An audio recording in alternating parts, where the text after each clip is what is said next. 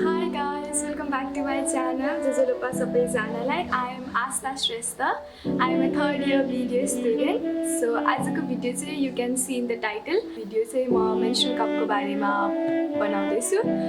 Menstrual cup जसलाई थाहा छैन उहाँहरूलाई पनि यो भिडियो बिगिनर्स फ्रेन्डली भिडियो हुन्छ यो चाहिँ जहाँ चाहिँ मैले कसरी के सबै क्वेशन्सहरुको आन्सर गर्छु. मैले आफै पनि युज गरेको भएर म आफ्नो एक्सपिरियन्स पनि शेयर गर्छु र हजुरहरूलाई मेन्स्ट्रुअल कप कतिको सस्टेनेबल छ र किन मेन्स्ट्रुअल कप युज गर्नुपर्छ अरू हाइजिन प्रडक्ट भन्दा भन्ने कुरामा पनि म हल्का जोड दिन्छु है त. सो फर्स्ट क्वेसन चाहिँ मैले कहाँबाट किने भनेर भन्नुभएको थियो होइन. यो चाहिँ पी सेफको मेन्स्ट्रुअल कप हो. यो चाहिँ मैले दराजबाट मगाएको. आई गेस यसलाई 750 समथिङ पर्यो होला. अहिले 750देखि 800 को बिचमा होला होइन. त्योभन्दा महँगो चाहिँ छैन जहाँसम्म मलाई लाग्छ. अनि यो अब यो कस्तो आउँछ के आउँछ म सबै हजुरलाई देखाउँछु है त. सो यो आउँदाखेरि चाहिँ यसमा आउँछ यसरी एउटा ब्यागमा प्याक भएर आउँछ होइन. अनि हजुरहरूलाई जे पनि डाउट छ नि त्यो सबै एउटा यसरी सब एभ्रिथिङ यहाँ लेखेको छ मेन्स्ट्रुअल कपको बारेमा. म यसको फोटोज चाहिँ सानो गरेर यता यता कतै राखिदिन्छु होला सो द्याट हजुरहरूलाई मैले एक्सप्लेन गर्दाखेरि फोटोको आधारमा चाहिँ अझै सजिलो होस् भनेर चाहिँ म यसको फोटो राखिदिन्छु. हजुरहरूले जुन पनि कम्पनीको युज गर्न सक्नुहुन्छ है मेन्स्ट्रुअल कप. तर मैले चाहिँ दराजमा यही पाएँ पी सेफ भनेको अनि त्यही भएर मैले यही लिएको हो. अरू पनि हुन्छ क्या इको साथी भन्ने पनि छ इन्स्टाग्राम पेजमा. उहाँहरूले पनि मेन्स्ट्रुअल कप बेच्नुहुन्छ त्यहाँबाट पनि लिन सक्नुहुन्छ. सो फर्स्ट क्वेसन बिगिनरदेखि स्टार्टिङ गरौँ है त. फर्स्टमा what is a menstrual cup. Menstrual cup भनेको चाहिँ economically efficient menstrual hygiene product हो है. यो यसले चाहिँ कलेक्ट गर्छ मेन्स्ट्रुअल ब्लड हामीले भजाइनामा इन्सर्ट गरेपछि. सिन्स यो साइज स्मल हो सो यसमा चाहिँ 20 ml सम्म ब्लड लिने होल्ड गर्ने क्यापासिटी छ है.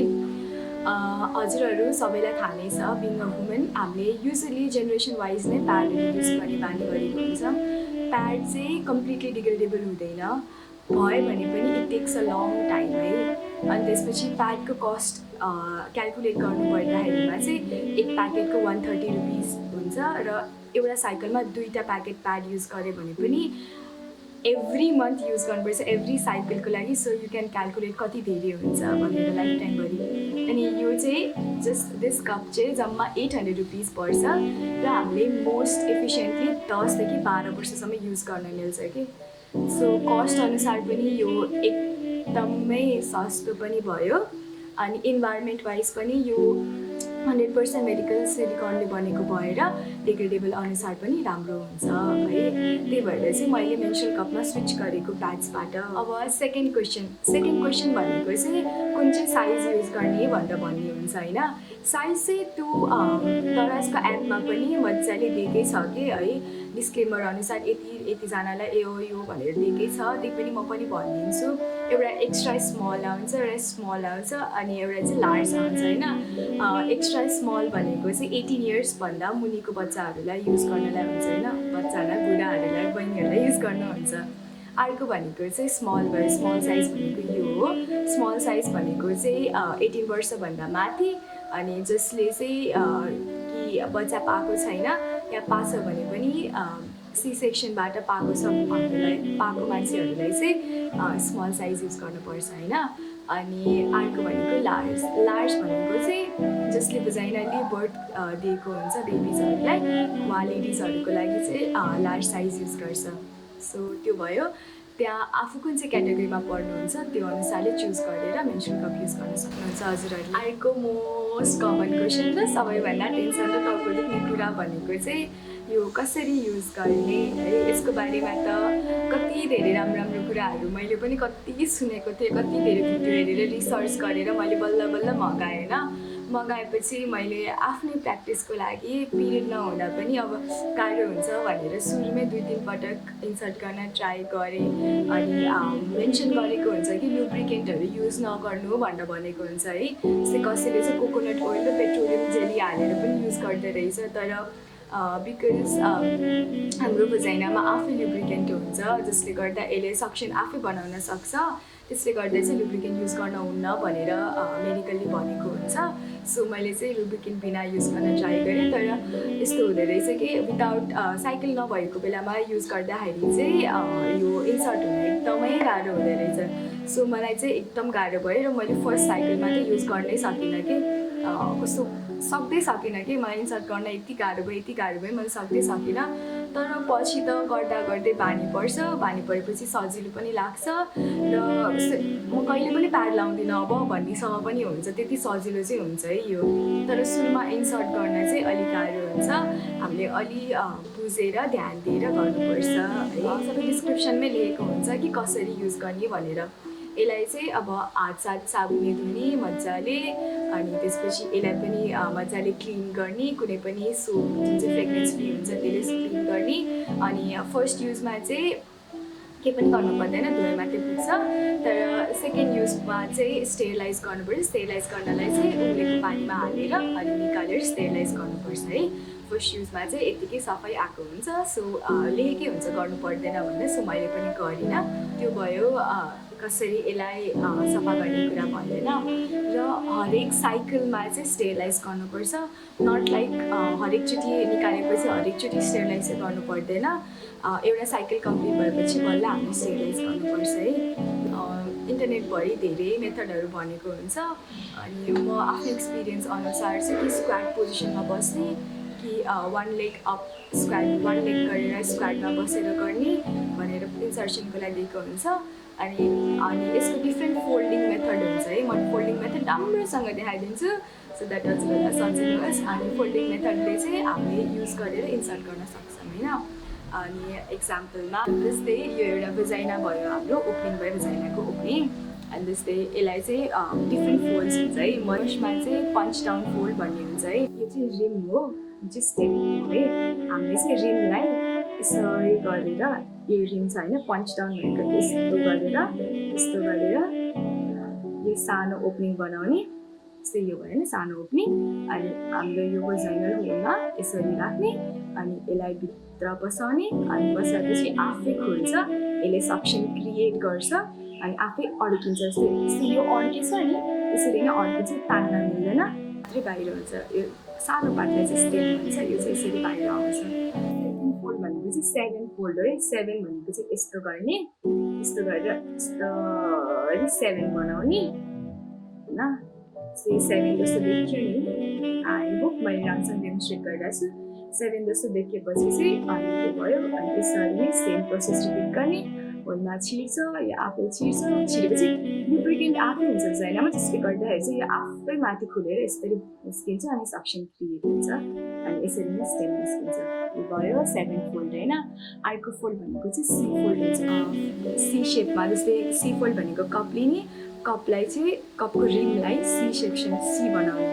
जस्तै यसरी पन्च गऱ्यो अनि सी बनायो, हेर्न सक्नुहुन्छ यो सी भयो होइन। सी बनाएपछि होलमा गयो अनि बिस्तारै छिरायो, अनि छिराएर पुस गर्यो, अनि आफै खुलेर यसरी सक्सन क्रिएट गर्छ, अनि यो मजाले भित्र जान्छ र हल्का स्टेम मात्रै देखिन्छ। छिराउन चाहिँ त्यति गाह्रो हुँदैन। सुरुमा इन्स्टामा क्वेसन सोधेको पनि थियो, पेन हुन्छ कि हुँदैन भनेर। पेन अभियसली हुन्छ फर्स्ट टाइम छिराउँदाखेरि, लास्टै दुख्छ। तर के भयो त नि भनेर पुरा हल्का काम पनि हुनुपर्छ है। किनकि फर्स्टमा गर्दा त एकदमै के गरौँ भन्ने हुन्छ, ह्यासल हुन्छ कि यताउता। त्यही भएर हल्का काम भएर अनि बल्ल छिराउन कोसिस गर्ने। छिरेन भने पनि हात साथ धुने, मुखसुख धुने, एकछिन बस्ने, लामो सास लिने, अनि ट्राई गर्ने। सुरुमा गाह्रो हुन्छ, पछि गर्दै गएपछि चाहिँ एकदम सजिलो लाग्छ है। अब यो भयो कसरी छिराएर, छिरेपछि यस्तो हुन्छ।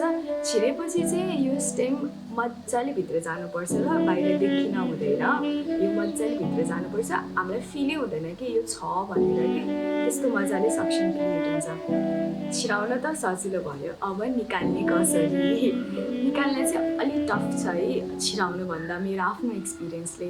हामीले चाहिँ दुईवटा फिङ्गरलाई त्यो होलमा भित्र पसाउने, जस्तै यो होल भयो, दुईवटा फिङ्गर पसाउने, अनि यो हाम्रो होलमा यसरी अड्केको छ, दुईवटा हात त्यो होलमा यसरी जाने, अनि स्टेम खोज्ने। स्टेम खोजेपछि स्टेम हल्का देखियो नि, अनि स्टेमलाई यसरी यो कपलाई यसरी पन्च गर्ने। मैले राम्रोसँग देखाएँ कि देखाएन, तर यसरी पन्च गर्ने है, पन्च गर्ने त्यो होलभित्रै हल्का समातेर पन्च गर्ने। पन्च गरेपछि चाहिँ यो सक्सन ब्रेक हुन्छ कि, सक्सन ब्रेक भएपछि अनि पन्च गरेपछि सक्सन ब्रेक हुन्छ, बिस्तारै निकाल्न मिल्छ है। तर हजुरले पन्च गर्न सक्नु भएन भने चाहिँ यो तान्न मात्रै खोज्नुभयो भने चाहिँ यो जति ताने पनि निस्किन कि। It's suction. सक्सन भनेको हावा, एउटा पनि यहाँ हावाको ग्याप छैन भने यो टाँसिन्छ कि होइन। त्यही भएर यसरी बिचमा यसरी पन्च गरेर अनि बल्ल निकाल्न खोज्ने, अनि सजिलैसँग निस्किन्छ। अनि वास गर्ने अनि फेरि युज गर्ने है। निकाल्दाखेरि पनि त्यही स्क्वाड पोजिसनमा बस्ने कि वान लेग स्क्वाड गरेर निकाल्न सक्नुहुन्छ हजुर। टेस्ट भनेको चाहिँ प्याड या भने ट्याम्पोन्स युजली भनौँ न, किनकि प्याडभन्दा युजफुल त ट्याम्पोन्स हुन्छ। ट्याम्पोन्सहरूमा चाहिँ टक्सिक सक सिन्ड्रोम भन्ने चाहिँ अहिले एकदम कमनली देखा परेको छ कि लेडिजहरूमा। त्यही भएर चाहिँ ट्याम्पोन्सबाट स्विच गरेर मेन्स्ट्रुअल कप युज गर्नु भन्ने म सजेस्ट गर्छु आफ्नो पर्सनल भ्यूबाट पनि। सुरुमा चाहिँ टफ हुन्छ है, अलि टाइम लिएर सिक्नुपर्छ, तर गर्दा गर्दा बाल्नुपर्छ र सस्टेनेबल लिभिङको लागि अलि दुःख त केही पनि हुँदैन नि त। म इन्स्टाको क्वेसन्सहरू सबै राम्रोसँग हजुरहरूलाई आन्सर गर्छु, सो द्याट पछि सजिलो होस् भनेर है। अनि पहिला सुरुको क्वेसन चाहिँ कस्तो गाह्रो रहेछ।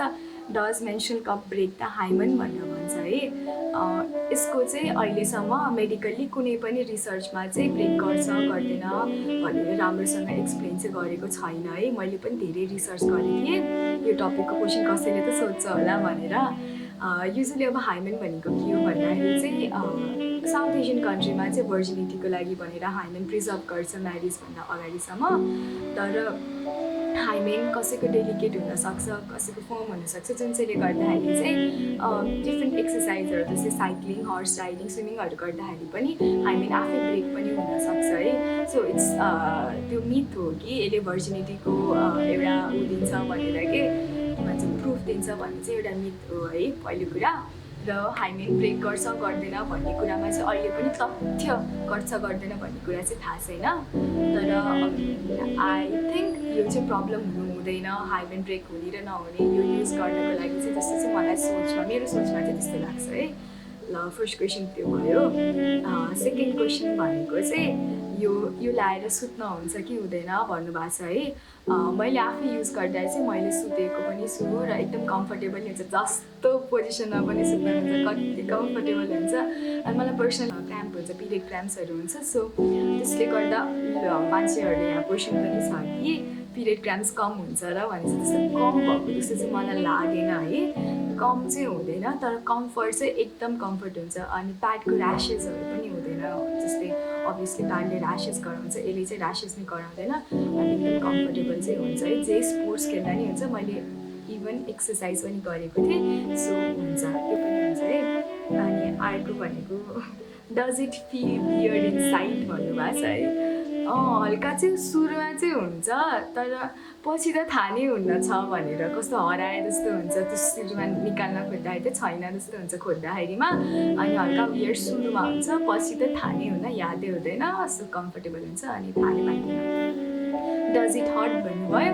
सुरुको बेलामा हर्ट हुन्छ, मैले भनिसकेँ, छिराउन त दुखिहाल्छ नि, कस्तो गाह्रो भइहाल्छ नि। तर पछि चाहिँ जहिले पनि चाहिँ दुख्दैन, सुरुमा मात्रै दुख्ने हो। र अर्को क्वेसन चाहिँ डु यु युज इट भन्नुभएको छ। मैले युज गर्छु, त्यही भएर नै यो भिडियो बनाउँदै हो। क्वेसन छ how do you use it, मैले त्यो पनि भनिसकेँ कसरी युज गर्ने भनेर। अनि अर्को चाहिँ does it get lost in you भन्नुभएको छ। र यो कहिले पनि हराउँदैन, सर्भिक्समा सक्सन बनाएर टाँसेर बसेको हुन्छ, यो भित्र गएर चाहिँ हराउने भन्ने चाहिँ कहिले पनि हुँदैन। कहिले यसको स्टेम नभेट्न सकिन्छ, त्यसको बेलामा चाहिँ हल्का काम गर्ने, तर हराउन चाहिँ हराउँदैन। So that's all for today.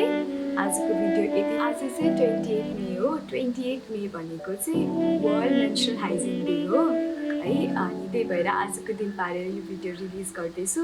यो सबै मेरो एक्सपिरियन्स बेसिसमा र अलि रिसर्च गरेको बेसिसमा मैले आन्सर्सहरू गरेर हजुरहरूसँग पुऱ्याएको कुराहरू।